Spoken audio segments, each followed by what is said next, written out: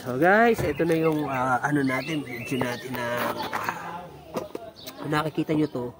Itong tinatanim ko rito. Yun yung mga cuttings nitong mga ano natin, ginagawang bonsai mats. So ayan sila guys. Nailipat ko na po sa lagayan. Tapos ito, 3 piraso to. Maliliit pa naman yung ugat niya ko na lang pinagsama-sama.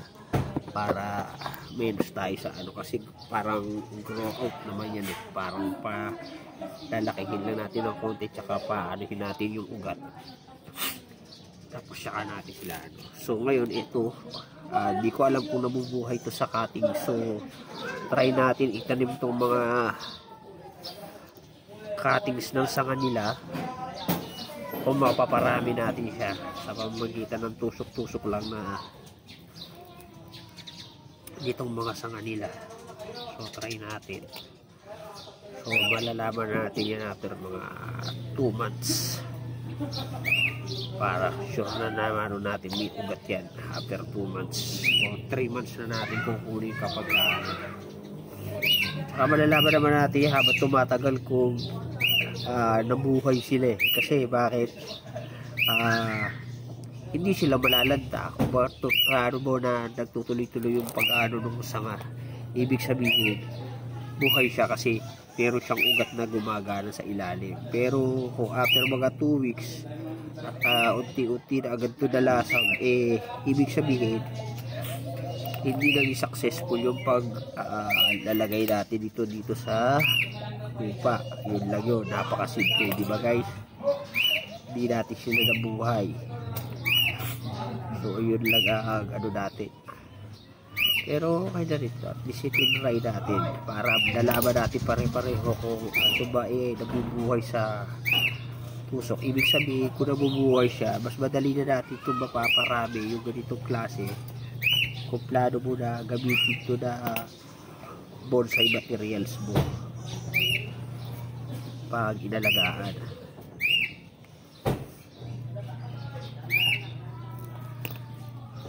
Tusok lang natin sila.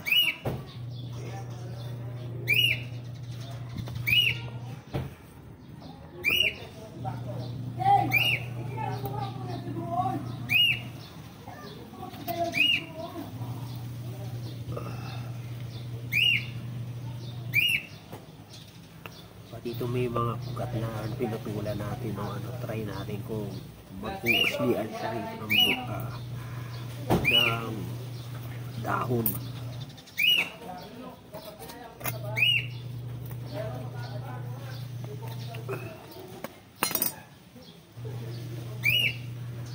Ito may ugat, pag nag-usli agad yung dahon niya, mas madali natin malalaman na nabubuhay siya kahit yung ugat lang naman yun. Kasi may tumubo na kaagad eh, di ba? Yung nakaagad yung ano mo ron.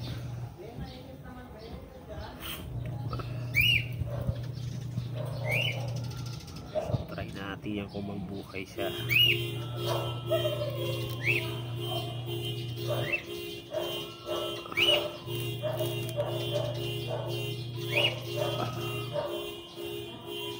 Sana guys mabuhay siya kahit ganito maliit. Try natin kasi meron yun kahit ganito kaliit nabubuhay.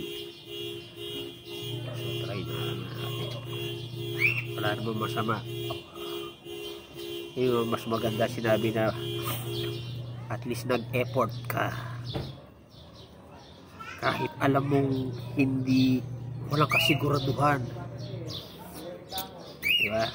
Eh sabi na parang pagmamahal na pagka gusto mo yung babae, mag-e-effort ka o gagawa ka ng paraan para kung magsusubo ka para malaman mo kung pag-asa ka ba o sasagutin ka nung niligawan mo. Ano ba yan? Pumugot ka pa, Kuya George.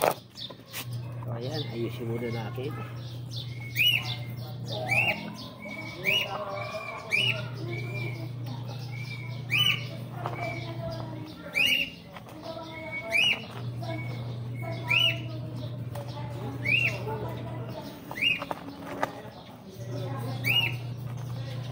So ayan guys, natapos na natin sila.